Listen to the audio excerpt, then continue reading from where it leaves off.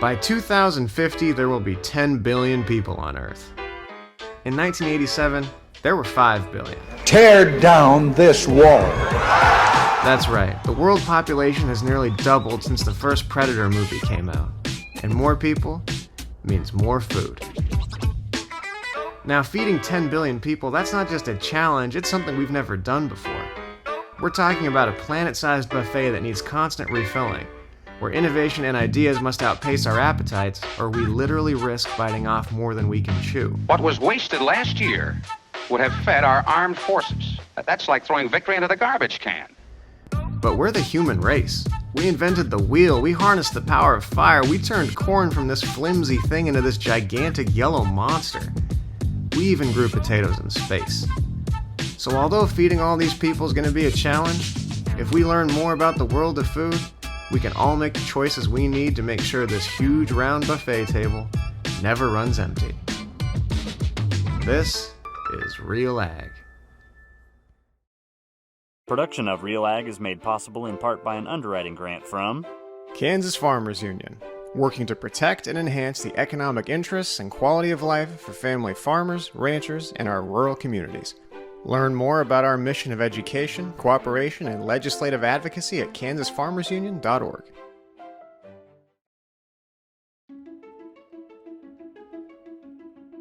Well, here we are at a Kansas rest stop bathroom. It's got all the classics.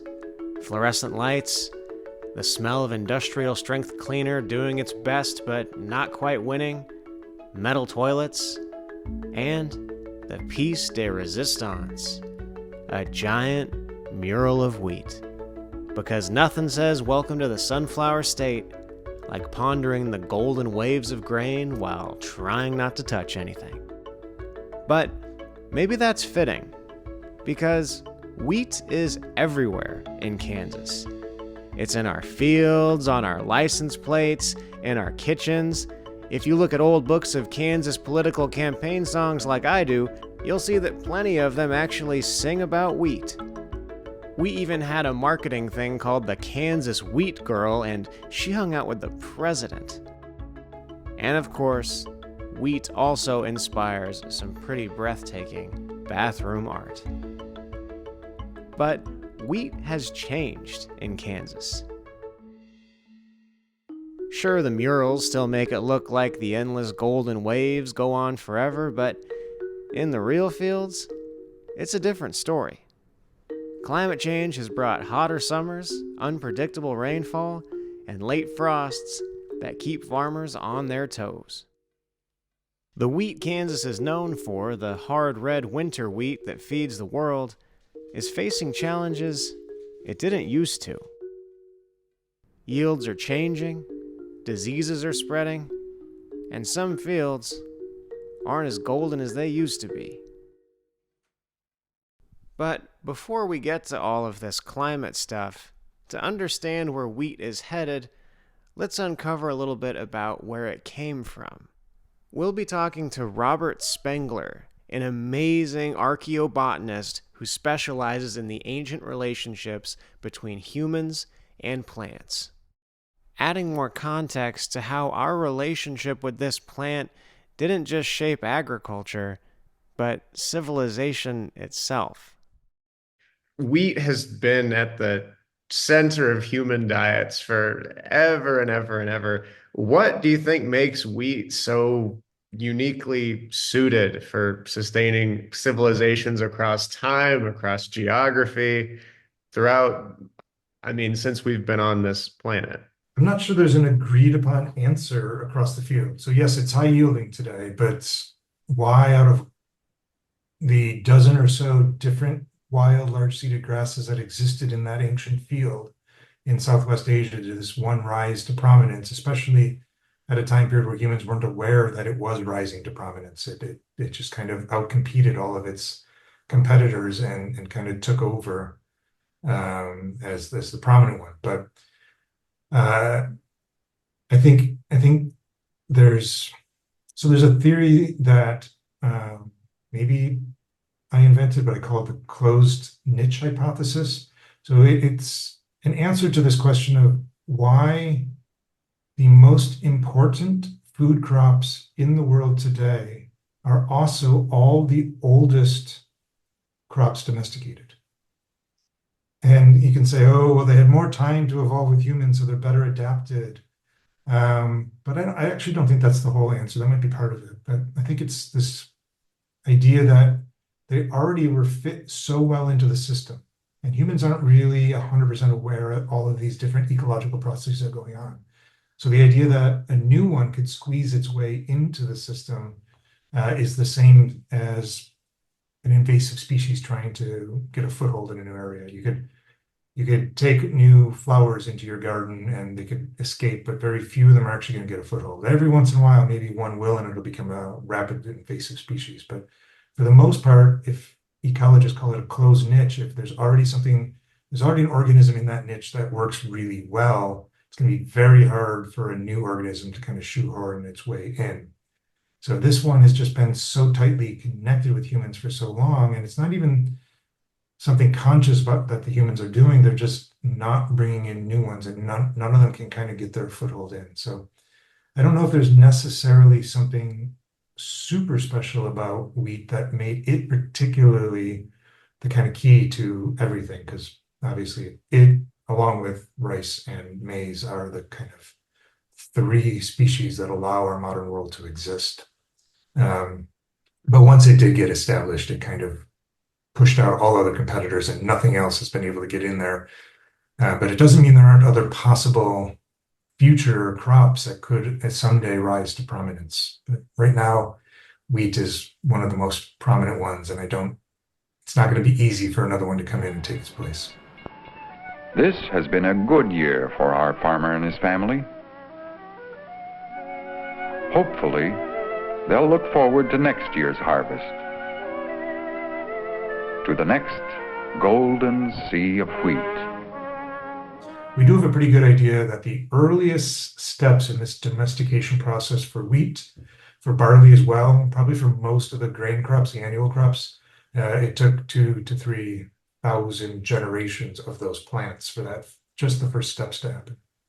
And more than anything else, what it really tells all of us is that it was not a human directed process. The humans weren't aware of it. They didn't intentionally domesticate wheat, because there's no way that a human could start a process and say, oh, in 200 generations, my descendants will benefit from this. That's just not how humans think. So clearly, the earliest domestication steps in this process were unconscious. They were happening without humans being aware.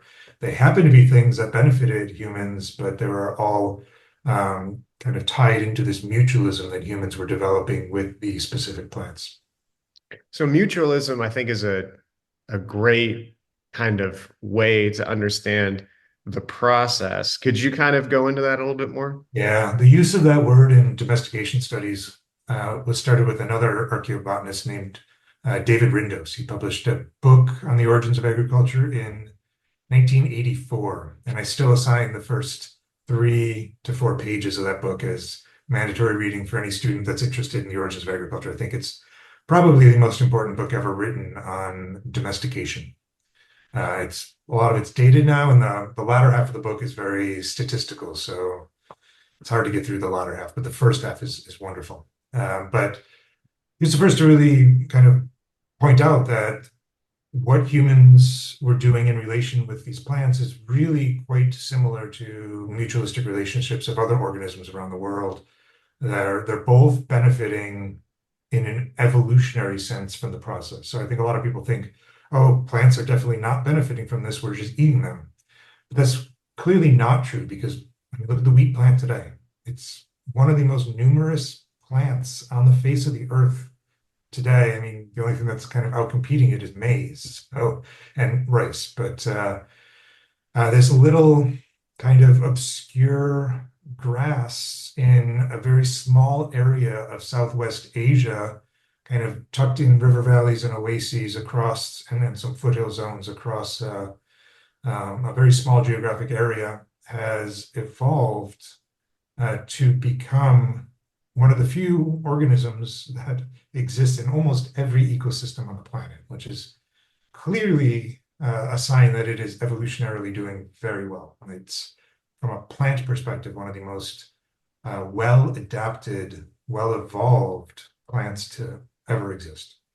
And that's because it has evolved traits that make it attractive to humans, and humans then proceed to not only disperse its seeds, but construct the perfect growing conditions, the perfect niche or the perfect environment for that plant. So, and then of course humans benefit because we get bread. So it's a two-way mutualistic relationship.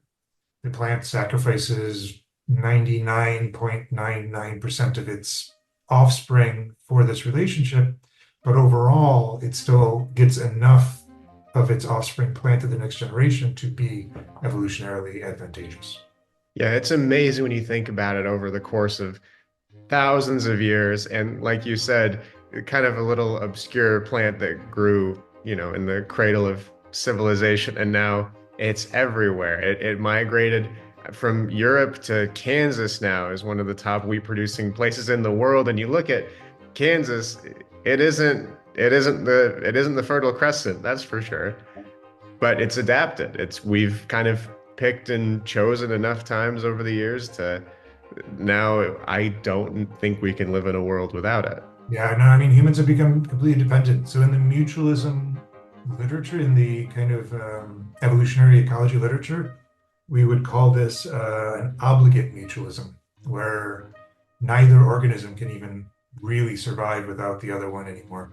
It's a bit tricky when you talk about humans because as a population, obviously we would have a complete collapse if we lost all wheat tomorrow. But some humans would probably, hopefully survive. I really don't know what would happen, but hopefully we'll never figure it out. Well, there you have it. The fascinating mutualism between humans and wheat. A relationship that began almost unconsciously. As early farmers shaped this wild grass into a global staple, they didn't even realize the enormity of what they were doing.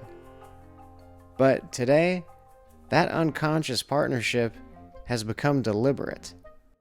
We now understand the stakes, and the challenges wheat faces are no longer just about farming, they're about the planet.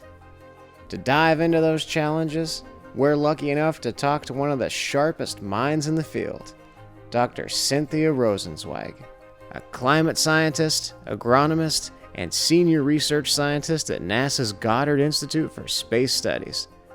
Winner of the 2022 World Food Prize, Cynthia has always been ahead of her time, pioneering research that connects climate science to agriculture long before most people realized how critical that link would be.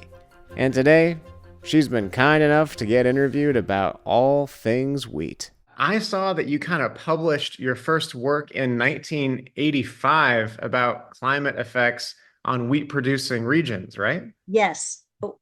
I was really very fortunate to be at our Goddard Institute for Space Studies, which is the home of one of the global climate models that makes the projections of how the climate will change due to increasing greenhouse gases. And the director at that time was James Hansen, very eminent climate scientist, and he was from Iowa. And he asked me these projections of the changes in temperature and precipitation in different zones around the world were coming out from the projections. And he's asked this question, what will happen to food? And I'm really very fortunate because I was there as a lowly graduate student at that time, and I got to answer that question, start answering that question. And what I say is that I've been answering that question ever since. Man, so what have you learned and what has changed in that almost 40 years you've been answering this question? First of all, let me just say on that first paper, 1985, what I did in that paper was predict how the wheat regions of the Great Plains, both from the south to the north up into Canada, would change. And I projected that the hard red winter wheat zones would shift to northward, even more into Canada, because of the warming temperatures. And also, very importantly, in the southern part of the Great Plains, where there's more like the soft white spring wheat grown, which is used more for cake and cake, pastry flour, and that those would expand. So this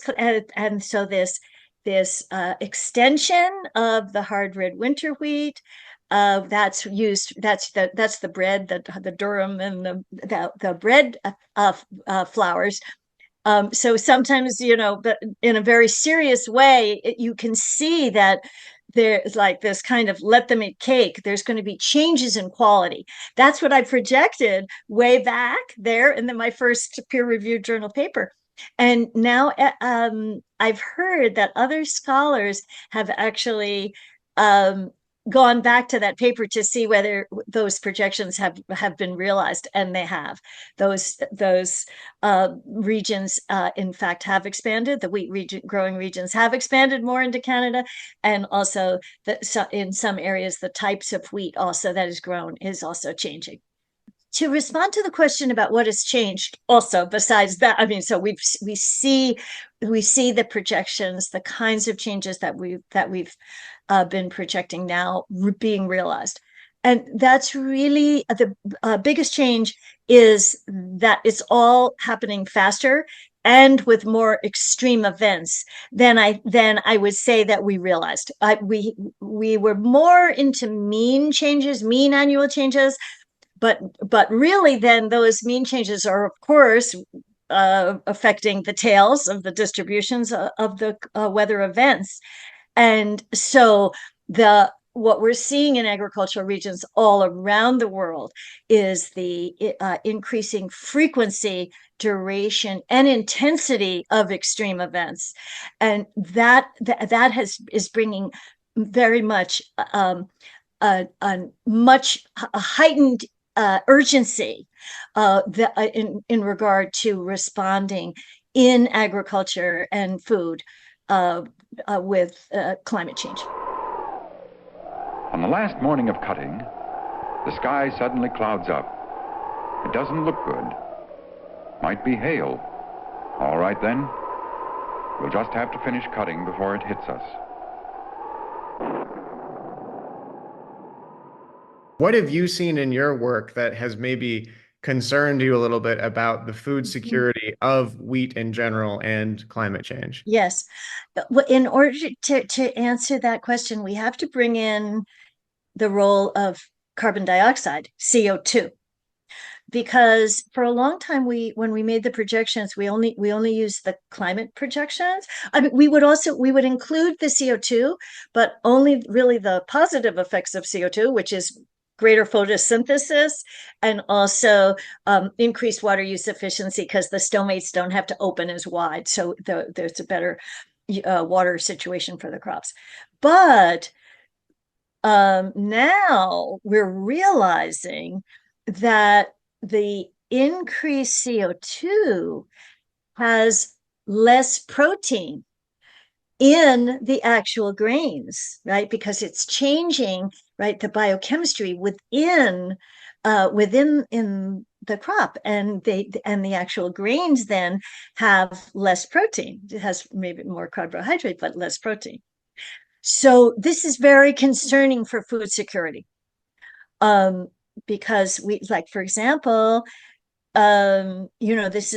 we have one at 540, around sort of 550 parts per million CO2.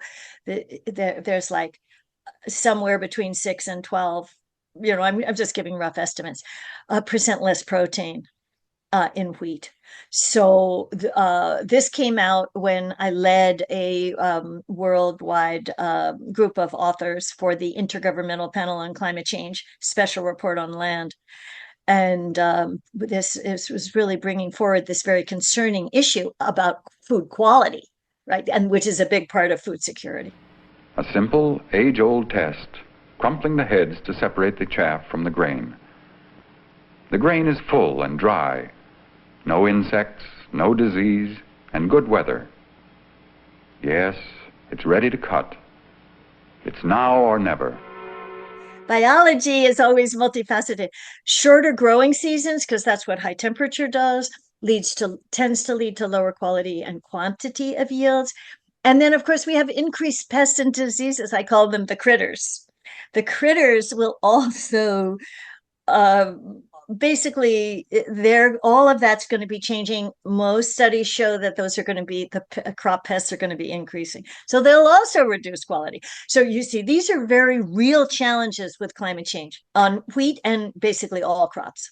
As climate change really continues to be exacerbated, global wheat production is expected to fall by 6% for each degree centigrade of further temperature increase, as well as becoming more variable. That's like what we were just talking about, like, for example, that flooding in China, becoming more variable over space and time. Today, though, the threatening storm goes by, breaking on the horizon. Someone may have had bad luck over there. One minute you've got a crop, the next, nothing. This time, our family was lucky, and they know it. Do you foresee a future where wheat production could decline to the point where it doesn't even hold as dominant of a place anymore? Like, it's not in that big four anymore, it drops down and we replace it? It's a challenging question, and I've thought about it. I've been thinking about that. I feel that wheat is but when we started our conversation, we were saying about how important wheat is culturally.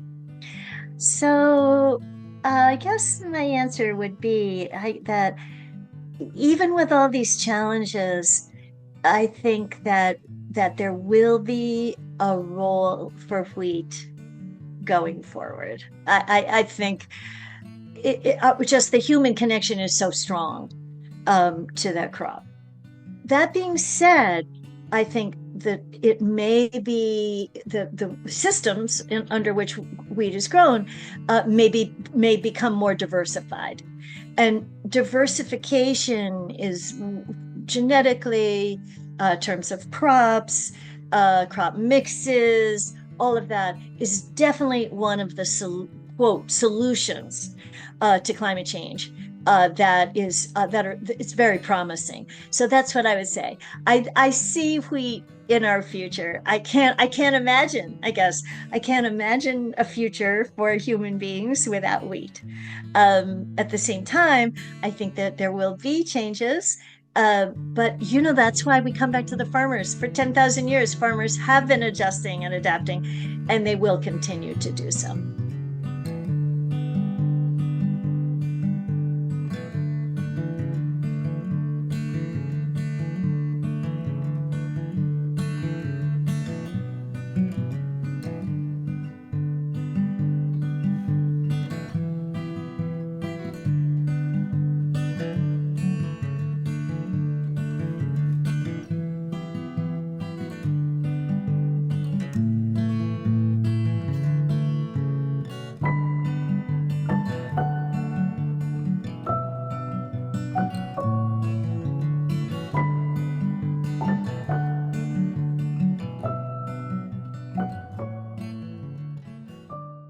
Production of Real Ag is made possible in part by an underwriting grant from Kansas Farmers Union, working to protect and enhance the economic interests and quality of life for family farmers, ranchers, and our rural communities.